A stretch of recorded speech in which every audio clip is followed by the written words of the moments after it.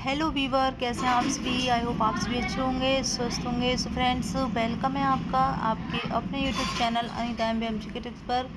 सो ये इंग्लिश यानी कि जो लेसन प्लान है उसका तीसरा यहाँ पर आपको लेसन प्लान प्रोवाइड किया है मैंने। सब्जेक्ट है इंग्लिश और सब सब्जेक्ट है प्रोज, प्रकरण है यानी कि टॉपिक है चंद्रशेखर आज़ाद, जो कि क्लास 7th का चैप्टर है। ओके, सो यहाँ पर सबसे पहले आपको लिखने हैं जनरल ऑब्जेक्टिव्स। ठीक है, तो यहाँ पर ये 4 यहाँ पर पॉइंट लिखे हुए हैं, तो आप इन्हें लिख लीजिए। ठीक, फिर उसके बाद स्पेसिफिक ऑब्जेक्टिव्स हैं। इसमें नॉलेज है, अंडरस्टैंडिंग है एंड एप्लीकेशन है। ओके, तो यहाँ पर आप नॉलेज में लिख सकते हैं 2 लाइन एंड फिर अंडरस्टैंडिंग में लिख सकते हैं। आई होप ये आप सभी को क्लियर दिख रहा होगा। अगर क्लियर नहीं दिख रहा है तो अपना फ़ोन में बड़ी स्क्रीन पर आप कर सकते हैं, इसको फुल स्क्रीन पर ले सकते हैं इस वीडियो को। एंड एप्लीकेशन में आप लिख सकते हैं फिर यहाँ पर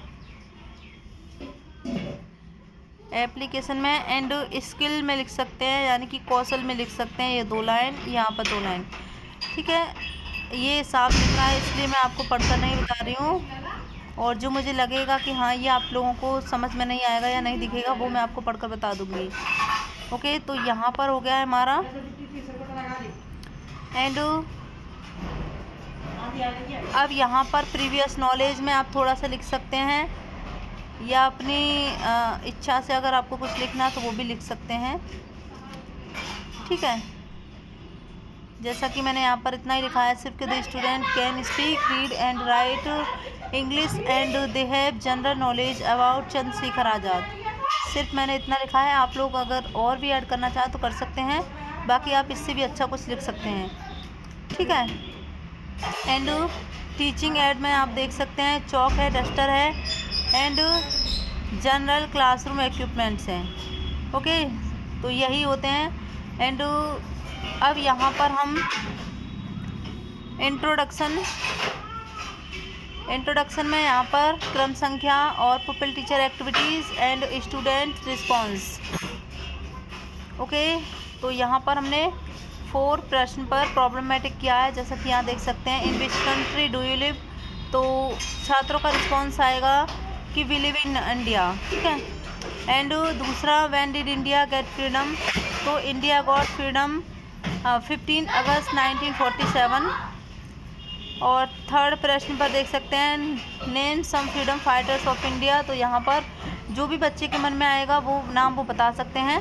ठीक है, अगर मतलब मान लीजिए कि चंद्रशेखर आज़ाद बच्चों ने नहीं बोला है, किसी भी बच्चे ने, तो आप ये भी प्रश्न कर सकते हैं name the freedom fighter is known as Azad. Fourth आप प्रश्न ये कर सकते हैं।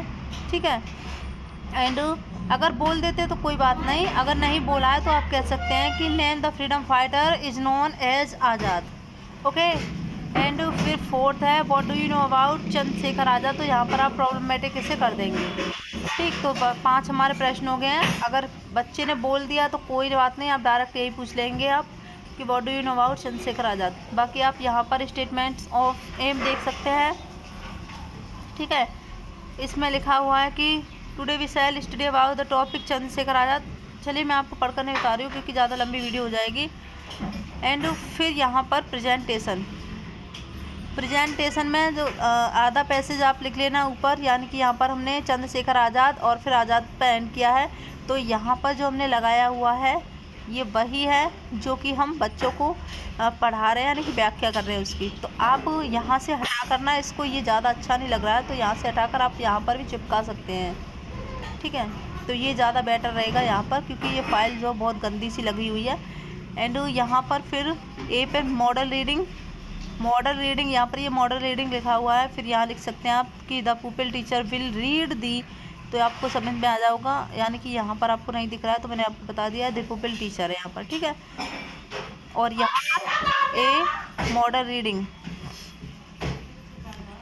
ठीक है, एंड स्टूडेंट रिस्पॉन्स में आप यहाँ पर ये स्टूडेंट रिस्पॉन्स है, और यहाँ पर फिर बी पे प्रोनाउंसिएशन ड्रिल है। तो प्रोनाउंसिएशन ड्रिल में आप लिखकर और फिर यहाँ पर कुछ वर्ड लिख सकते हैं, तो बच्चों से प्रोनाउंसिएशन उसका करा सकते हैं, ठीक है। एंड छात्र छात्रा रिस्पॉन्स में ये लिख सकते हैं इतना, और फिर है हमारा लाउड रीडिंग।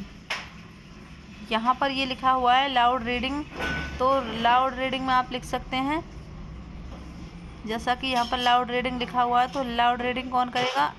स्टूडेंट्स करेगा, ठीक है। लाउड रीडिंग के बाद आप यहाँ से स्टार्ट करेंगे इसको, और ये तो है पुपिल टीचर एक्टिविटी है, एंड यहाँ पर ये स्टूडेंट रिस्पॉन्स है, ठीक। यहाँ पर ये हमारा जो बोर्ड का काम है ये इसका है प्रोनाउंसिएशन ड्रिल का। तो यहाँ पर हमने 4 वर्ड लिखे हुए हैं, फिर बच्चे से हम इसका प्रोनाउंसिएशन कराएंगे, ओके।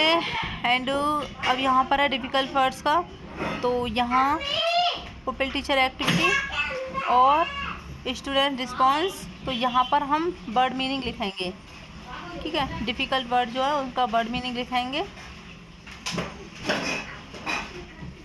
आप इसका स्क्रीनशॉट ले सकते हैं, देखिए आपको साफ दिख रहा होगा, ये नहीं दिख रहा है तो आप कमेंट्स भी कर सकते हैं, ओके।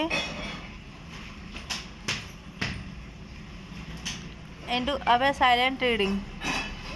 यहाँ पर ई पे साइलेंट रीडिंग है, तो साइलेंट रीडिंग में ये पुपिल टीचर एक्टिविटी है और यहाँ पर स्टूडेंट रिस्पॉन्स है। अब है कॉम्प्रहेंशन क्वेश्चंस हैं, तो यहाँ पर स्टूडेंट यानी कि पुपिल टीचर एक्टिविटी में इतना लिखकर फिर आप जो है 5 प्रश्न कर सकते हैं। और देखिए यहाँ पर जो प्रॉब्लमेटिक है, तो यहाँ पर आप लोग प्रॉब्लमेटिक मत करना, इसका डायरेक्ट आंसर लिख लेना, ठीक है, क्योंकि ये हमारा कॉम्प्रहेंशन क्वेश्चंस है, तो इसमें जो है प्रॉब्लमेटिक नहीं होता है। अगर आप लिखना चाहें तो प्रॉब्लमेटिक कर सकते हैं, बट यहाँ पर आप इसका आंसर ही लिख लेना, ठीक है। तो ये यहाँ पर प्रश्न है और ये आंसर है, ठीक है, स्टूडेंट रिस्पॉन्स। एंड यहाँ पर फिर ये प्रश्न है, तो फिर यहाँ पर ये आंसर है, यहाँ पर ये तीसरा प्रश्न, तो यहाँ पर ये आंसर है इसका, ओके। अब आप लोगों को अगर साफ दिख रहा हो तो बता देना, बाकी शोर तो आपको इस वीडियो में बहुत देखने को मिलेगा। अब यहाँ पर दूसरा हमारा प्रेजेंटेशन शुरू हो रहा है, तो इसमें हमने पहले आधा पैसेज किया था, अब यहाँ पर आधा पैसेज लगा लेना, लेकिन आप ये ना लगाकर यहाँ पर एक लिखकर थोड़ा सा चिपका देना, आप अपनी डिज़ाइन भी कर सकते हैं बाकी। और यहाँ पर हमारा फिर रीस्टार्ट हो रहा है दोबारा से मॉडल रीडिंग, तो द पुपिल टीचर, तो ये सेम ही लिखना है, ये सब आपको सेम ही लिखना है, ठीक है। लेकिन प्रोनाउंसिएशन ड्रिल के आपके जो वर्ड हैं वो बदल देने हैं, जैसे कि यहाँ पर ये लिखा हुआ है करेज, ठीक है, तो ये लिख सकते हैं इतना। और ये प्रोनाउंसिएशन ड्रिल आपको करना है, यहाँ पर ये थोड़ा सा लिख देना है, इसमें 4 या 5 वर्ड। फिर है लाउड रीडिंग, सेम उसी तरह से उतार देनी है जैसा कि आपने पहले उतारी थी। डिफ़िकल्ट वर्ड में आपको सिर्फ और सिर्फ डिफ़िकल्ट वर्ड चेंज कर देने हैं, ठीक है, जैसे कि यहाँ पर लेसेज है, कोड़े लगाना, डिस्कस है, यानी कि बेस बदला, और फ्रीडम फाइटर, स्वतंत्रता सेनानी, ठीक है।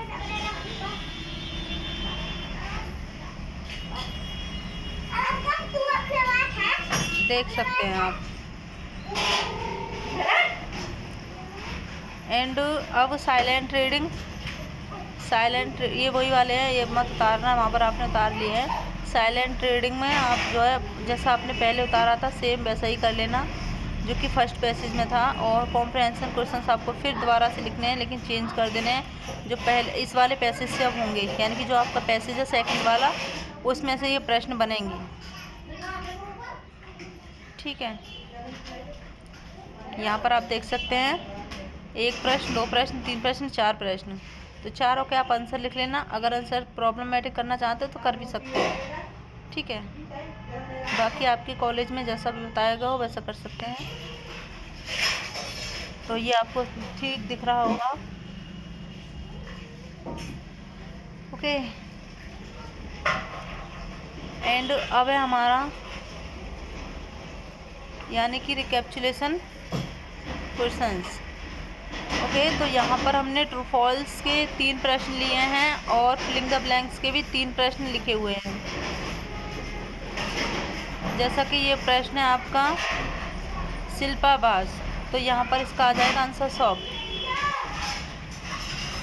ओके, द रेट में रन आ जाएगा। तो इसी तरह से आप कर सकते हैं। और होमवर्क में आप दे सकते हैं, यानी कि यहाँ पर हमने होमवर्क में दिया है डिफ़िकल्ट वर्ड। ओके, लर्न करने हैं डिफ़िकल्ट वर्ड, ठीक है। तो आई होप ये आपको लेसन प्लान अच्छा लगा होगा, तो शेयर ज़रूर करना अपने फ्रेंड्सों में।